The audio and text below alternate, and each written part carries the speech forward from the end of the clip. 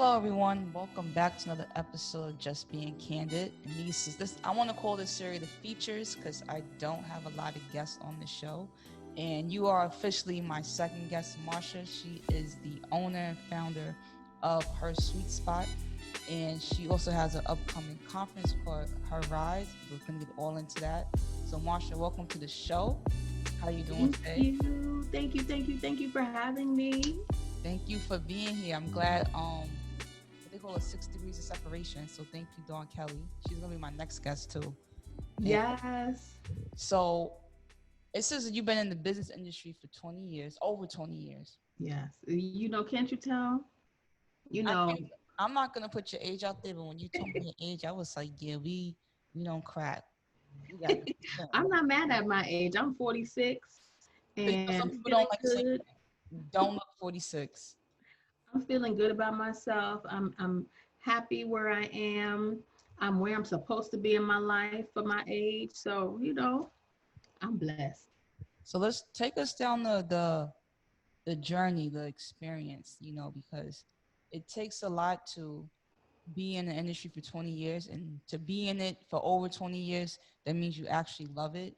So where did it start? Like as a child, was you always in business? Like were you selling cookies, candy? Like was you an entrepreneur at a young age? And I changed careers at some point in my upbringing. I knew I wanted to teach and nurture. Those are two things that I knew I wanted to do.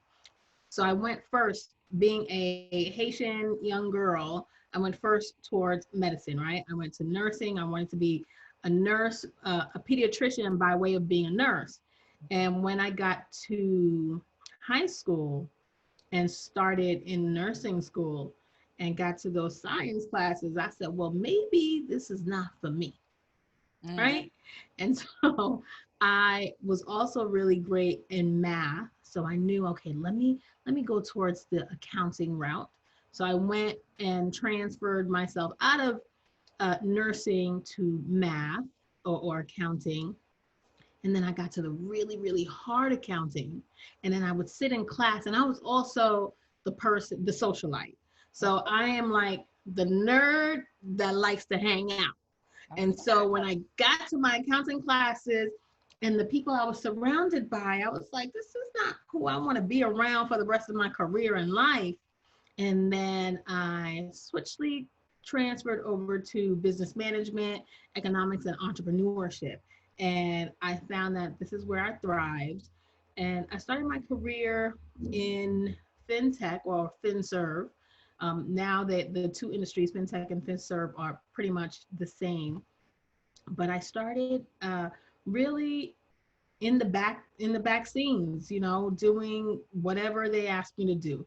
Back in the day in the industry, Wall Street, we were manually inputting data before systems and softwares came about. And so I was the person out there manually on trade desk, manually entering trade data into our spreadsheets because we had no apps. And as the industry evolved and technology evolved, and industries and companies began to build applications, I got immediately tagged because of my expertise in an on trading platform desk. I got tagged to be part of the solution to building applications as a subject matter expert, and I have been loving it, loving working for financial technology companies that are able to, really innovate and bring about amazing platforms for our industry. So being with that being said, and like you had to, figure it out as far as like, okay, nursing, not doing it. Accounting, not doing. I feel you. I'm back in school for accounting. I told you, and had to had a long Saturday and Sunday of me doing it. But you figure out that's not what it is, and that's a lot like the journey of entrepreneurship, understanding what you don't like. Because I believe you have to Exactly. try different things to know what you like and what you don't like. So once you Exactly. figured out what you liked, um, you said like you networked a lot. You like you're the social nerd. So how important in your industry in that fin service industry, is it to network and to be ahead of the curve? And how would you say you did that? It's so important in any industry to really network and to be that socialite, even as introverts, but I consider myself somewhat of an introvert as well at the same time, which sounds strange, but it's facts.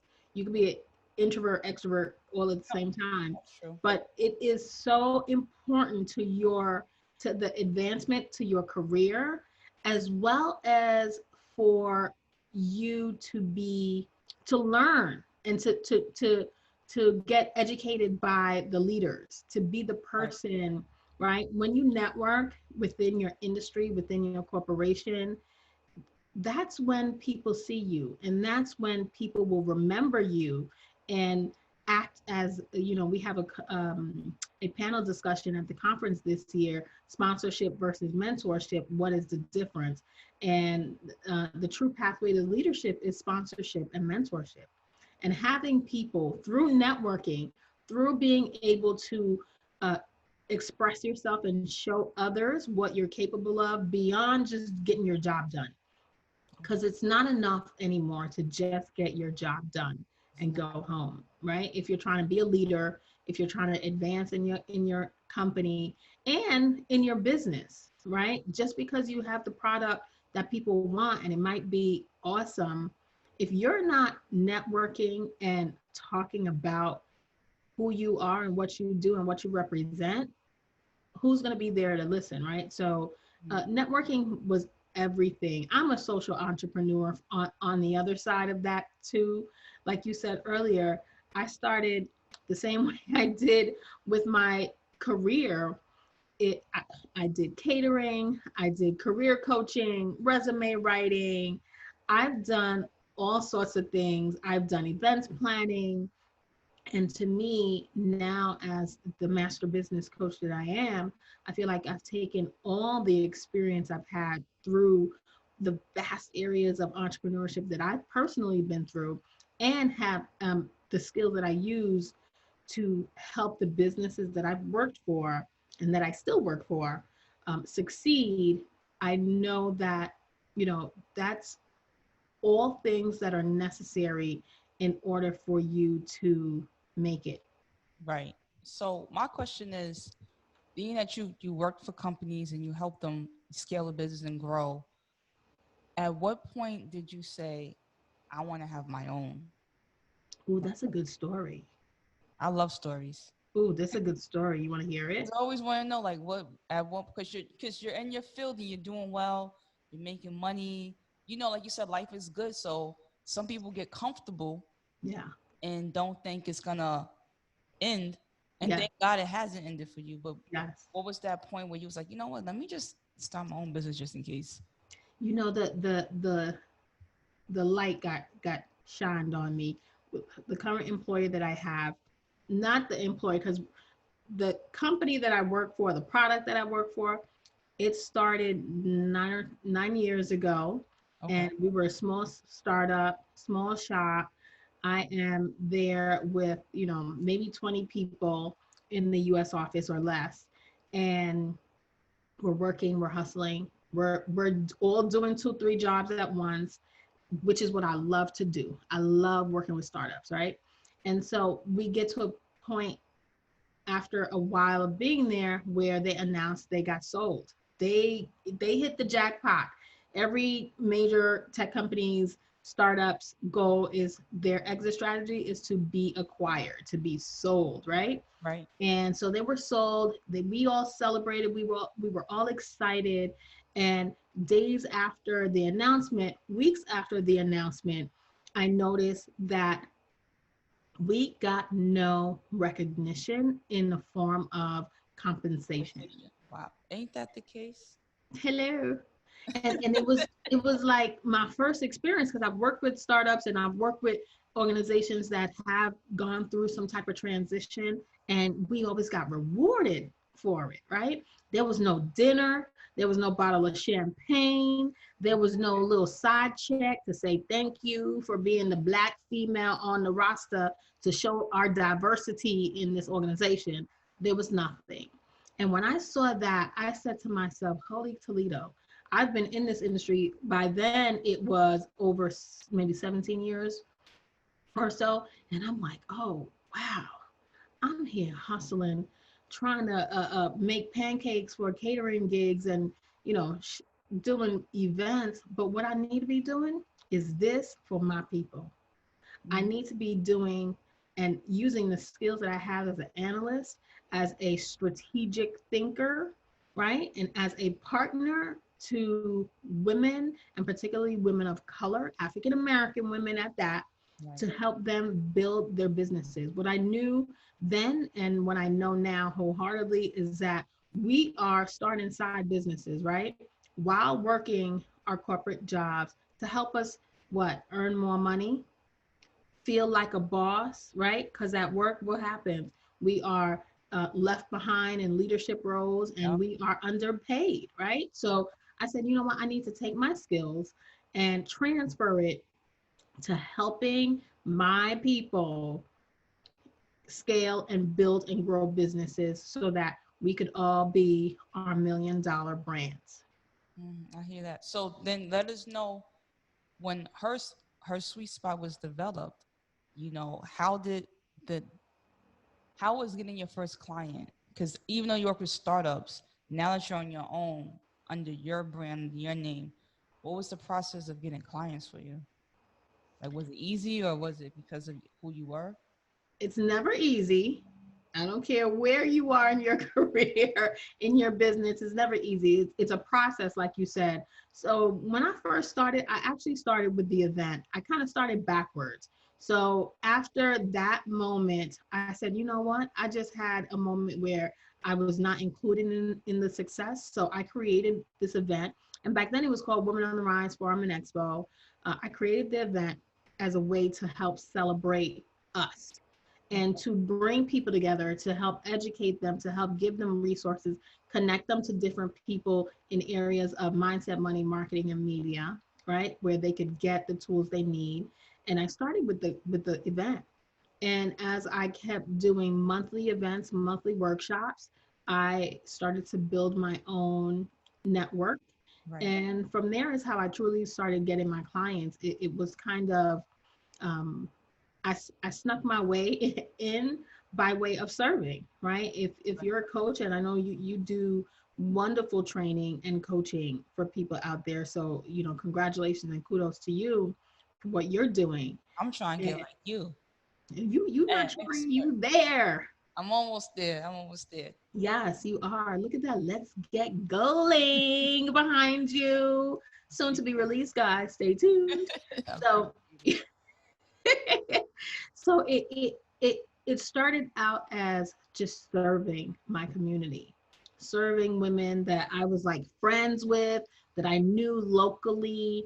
And we started with live events, and then eventually it grew into me doing a lot more online and virtual things. And so when this COVID hit, I was already there. I was already in the space of virtual coaching, virtual changing.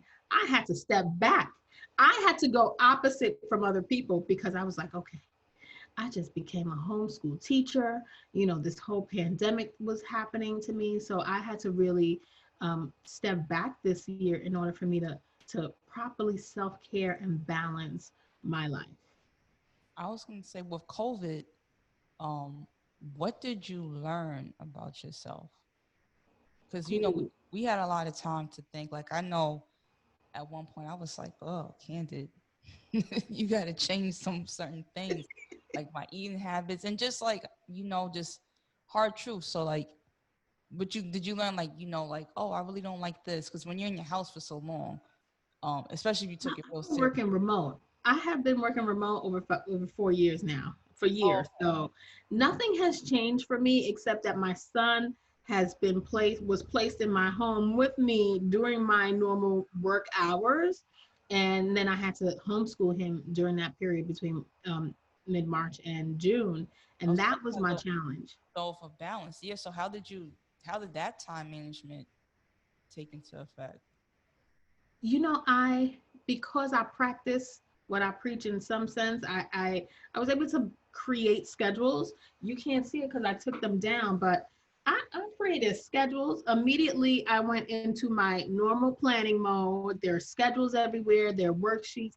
He knew his job. He knew his role. But I will say this: I became stressed and manic like everybody else. I unraveled in my, oh my God, I'm not made for this. This is hard.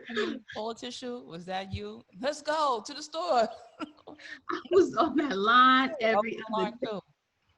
N95. I had it all. I don't even want to show you what I have going on here, but I have everything. I got uh, uh, um, hand sprays in my own house, in every Oh, room. I was like that too. I was paying like I remember. I'm so ashamed of this. I Don't be paid like ashamed. almost $10 for a can of Lysol because it was urgency for me. No, no. Don't be ashamed because we were there. It We was were with you urgency. doing it.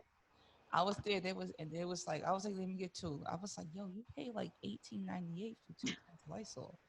And I'm like, oh well, And you know, that's cheap. That's cheap because I because paid for the over 20. first like that first week, but yeah, like that whole it definitely changed the shift for me. It was opposite.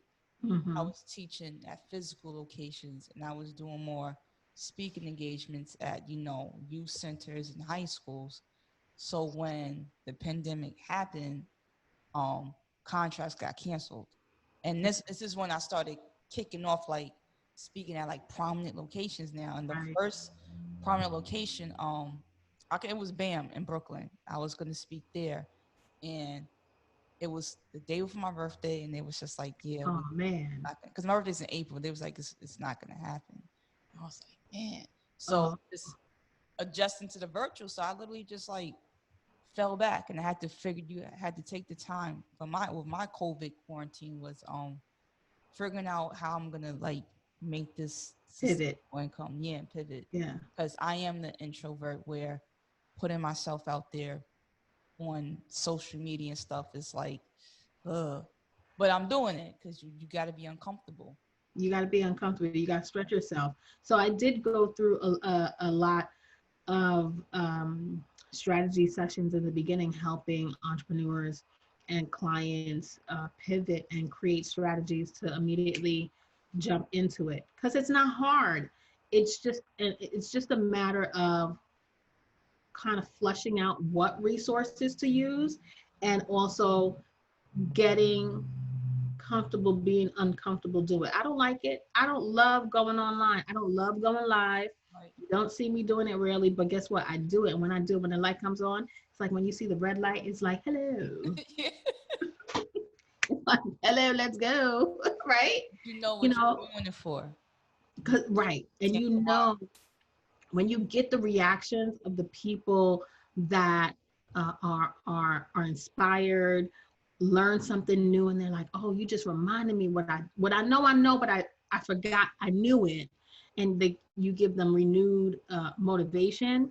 It's nothing. It's no better feeling than that. So yeah, it definitely was a strange time for a lot of people, and sadly the companies, I had my big moment, my one of my first big moments canceled too. My birthday's in April too, Aries. Oh, it's for April 29th for me. Oh, my cousin is April Good 29. girl. She's a good person. Oh, Yes. you're good. She Eric's is cool too. We got kind of the same personalities. we do. My dad's a Taurus. So anyway, I was going to be on my first executive C-suite invitation Mm. only panel. It was going to put me in front of over 300 of exactly who I've been searching for 5 years. That's And season. that was taken away. And it brought me down a little bit, but I just changed the way I had to reach them. I thought Can I curse on this show? I thought shit Yes, was you can. sweet, right? I thought shit was sweet. I was like, yo, I'm gonna just do this panel and I'm gonna have 300 people signing up for me. I'm like, damn, you see how God plays you? Oh my God, I see. I'm gonna do this work. So I had to do a lot of shuffling and a lot of pivoting in order to start to reach some of those people. Now, I didn't reach 300 people yet, but I have reached a few, right? And so I'm still doing the work that I was going to do. So I encourage you, however, you can uh, reach out to those companies. By now, they have turned their business into a virtual space. So I hope you reached out to them, stay connected with your contact, and say, I'm ready to do this virtual thing. Yeah, I'm getting it together now. As far as like uh emailing people and sending out my bio and stuff. But one thing that I heard you say earlier is that you invested in yourself with like getting outside coaching, even though you're a coach. And when I read books, and even my therapist tells me like she has a coach and stuff like that. So um how beneficial is to you as a coach to still be coached? Like, does it help you stay on top of things, or does it help you just to like vent and maybe like hear new ideas that you didn't think of? What it does for me the most is it puts a mirror in front of me, because I'm the type of coach, and many women are the same. We put ourselves last. So Mm-hmm. I'm out here hustling hard to make sure my clients and my network and my audience are getting what they need, my family, my kid. And usually you put yourself last on the list. And having a coach for me not only gives me strategy and helps me think about what my next steps and next level are, but they hold me accountable. I need it too. You can't do the work that you do for others for yourself. You can't, not Yeah, always. I'm that. So you need a coach. No matter. Listen, have we not all heard Oprah with her coaches? Yeah, I know that. You know what? That's a great point. Hello. She had a When I whole she has them all lined up, and they She all have. got them lined up for everything. And the funny thing is, I have a coach for everything. I have a corporate coach. I have a nonprofit coach. I have a business coach. I have a speaker coach. I have all sorts of strategic coaches.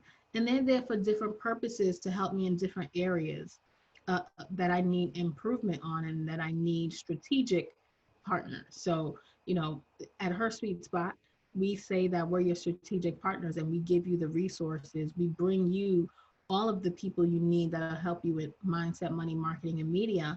And we do the same thing through the conference. So when I bring speakers on to my conference, it's because I know and I've heard from you all that these are the type of things you want to hear about. And these are the people that you have been dreaming to hear from and get close to, but you're unable to get access to them yourself. So I bring them to you. And I love it. So let's. I want to before we get into the conference for the viewer who's watching, and they're like, you know what? I wanna, I want Marsha to help me out. Do they have to be in a particular stage of the business? Could they be like just an idea, or do they need to be, um, like already like 0 to 6 months or 3 to 6 months in? Like, who's the client that you work with?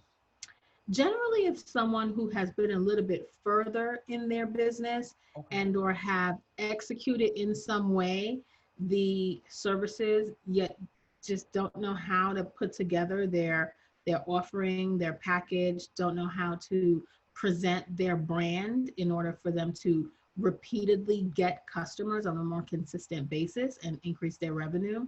So generally, the people I work with tend to have been in not just really their business alone, but at least their industry. And they're using the skill sets that they have to transfer into more consulting. They're waking up like I did. Okay. Like, I've been doing this for these people for this long. I could also do it for myself. Okay. So now let's get to the conference because that's October 9th and 10th. And you have, I'm looking at the computer now, you have a star-studded lineup. Arlen Hamilton, Christina M. Carter, Brandon Andrews. I mean, Greg Williams, like the list goes on and on. So let people know what the conference is about, because you did explain why you created it, but for those who are watching, like let them know what is it about and what to expect this year. The conference is all about providing women and men access to the resources they need to help them to get developed in their career and or their business. Primarily, women who are side hustlers, who are sidepreneurs and solopreneurs that are looking to grow their business, take it to the next level, or take that idea and get inspiration to develop their business and inspired and pushed to go to the next level wherever you are at in your business. This year's focus, the HerRise Conference, is 2 days of intentional career and entrepreneurship training and master classes, panel discussions, and fireside chats. So you mentioned some of the amazing speakers that we have that will be there participating this year. And every year it gets better. We're really, it, it's it's about giving people access. It's about giving people information they need to see themselves in places where they normally haven't seen themselves before, Right. and connecting them to those resources and to those people, celebrity studded. So I'm so, to me, these are my mentors. These are my I call them peers at times, and I'm just like, oh wow, it's amazing for me to hear that someone thinks of my little old conference as something so great, because I live it and I love it, and I've been doing it for so long. But I appreciate that feedback. No, this is gonna be my first time attending, so I really can't wait to go. Especially with the lineup, I know I'm gonna learn a lot. And then I noticed like one of your skills, event planning. So how long did it take for you to plan this out? Does it took a year, 6 months? Like, because you jug. Let me not say you're juggling, because you're skilled at what you do with the time management. But like, how long did it take you to get everything in order to so you can launch on time? This year was a little different because of COVID. I mentally blocked this conference out of my mind. I was prepared to just announce that it's not happening and it was canceled. And I've had some amazing things happen to me during this time at the same time. And when I was able to fund the HerRise micro grant Right. for our grant offerings for this year for women small businesses affected by COVID. That inspired me to kick myself in the butt and get the conference organized for this year to be a virtual conference.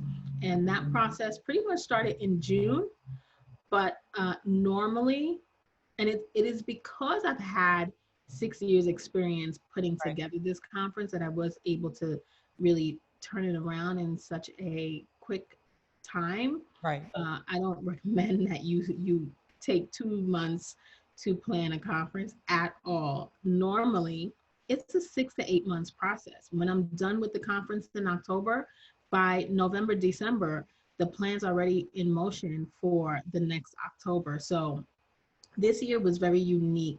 And yes, it was and it has been pretty easy for me, or I wouldn't say easy, but effortlessly somewhat for me Right. to put the event together, especially the live event, because that's what I love. I love the live gathering. I love my events are in the live space, usually well um, Interactive. branded Right. and decorated. And it's one of the things and one of the feedbacks that we tend to get high praise for, because it's not a standard stuffy old conference, because us That's sisters, what we up. like ambiance. We like ambiance. Exactly. And then it's celebration and education.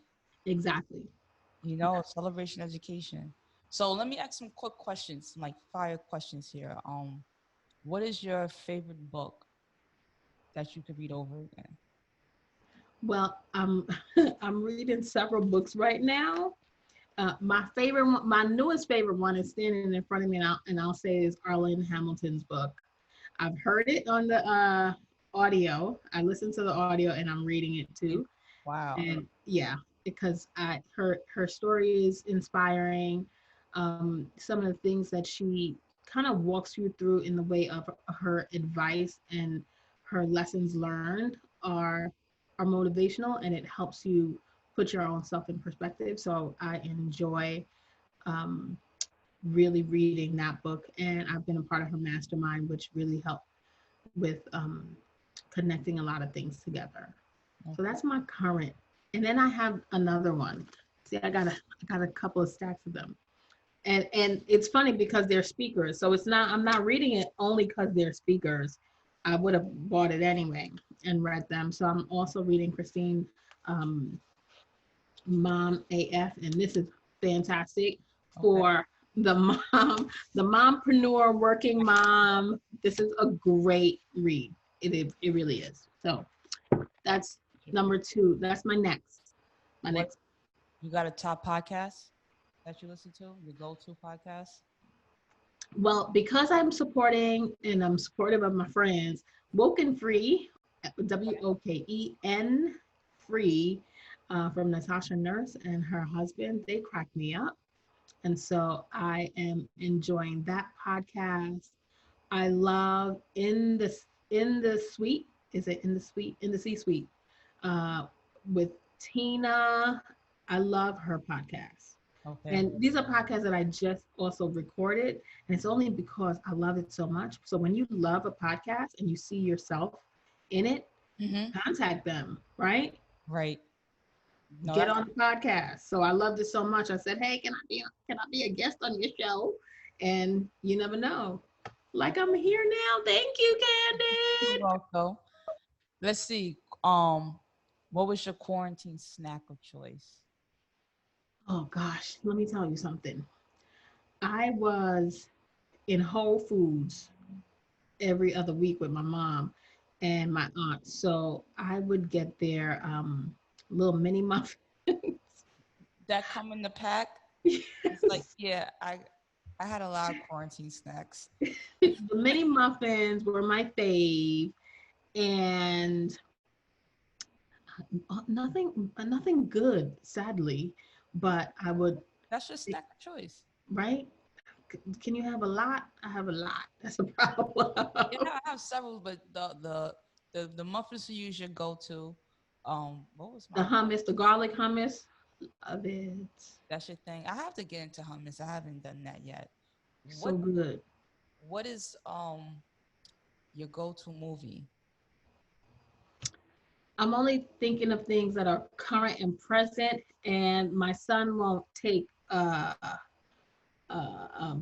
Black Panther off the iPad. Like Oh wow. we watch it on Disney Plus, and so it's on the iPad. He grabs it on my phone. He grabs it on the TV. It's we're especially since Chadwick passed away. I was very surprised. We have been watching that over and over and over again. What was the best advice you got for, about your business? The best thing that I got and that I share with others is you are never too big or never too small to be in any room. So make sure that you have mentors that are considered below you and above you. So oftentimes we look at people to emulate that are way above at that upper level, at that big level, but we don't look at I learned so much from newbies because who's teaching you what's coming up, right? Right. Except the people that are, also coming up. They're learning something from you, but trust and believe there's a lot you can learn from them too. So that's my best advice. So what's next? You have the business Her Sweet Spot, Her Rise. What is gonna take place for next, like 2021? Or like what is some goals that you have set for yourself that you see? 2021 is going to be a culmination of huge, big partnerships. So I'm in conversations with other major companies and organizations to develop partnerships to really bring her sweet spot in house to some corporations. So that is my biggest goal for next year. and to kind of help more women. My goal is to really help 100 women with their startup service-based business. Take that startup service-based business to the next level. Awesome. So let the people know how they can reach you. Let them know your website, your Instagram, any way that they can have access to you, and proceed to move forward with their business. Absolutely. I'm on all things social media, HerSuite Spot. And that's HerSuitespot. So sweet spot as in the C suite, as in the leadership role. You can find me at www.hersuitespot.com. And all things conference is herriseconference.com. And then email is info@hersuitespot.com. So it's all about finding your sweet spot. I like that. Any last words before we go? Really, guys, thank you for having me on your show. I can't, I enjoyed this so much. I love talking to you. Yeah, I want you back on my show. I do. I'm actually gonna look at your services. I need a coach. I need to start leveling up even more. I'm here for you, girl. And I have another surprise for you that I just thought about. Okay. I like surprises. So go ahead. I'm nervous. This is a surprise. This just came to me as we're talking. I want you to participate in the HerRise Conference. Participate? Yes. I guess we could talk about what I can do. I guess so. Exactly what you're doing right now, talking to the people. So we'll talk about it off camera, right? But guys, stay tuned. Get your tickets, HerRise Conference, October 9th and 10th. It's an all-day event. You can buy the replay. So if you are unable to really focus your entire time on all the content, you can buy the replay and watch it at your leisure for the next year. And stay tuned. You're going to see Miss Candid. Guys, you see power networking right in your face. That's what it is. Right in your face. So you can't say it doesn't work. It's something I wasn't expecting. Thank you so much, Marsha, just for being on the show and for the opportunity. Guys, this is a great episode. I know it is, of Just Being Candid. Don't forget to check me on Instagram at Just Candid Mack. And until next time, stay blessed, stay prosperous, and always keep God first. And thank you, Marsha. I will talk to you soon.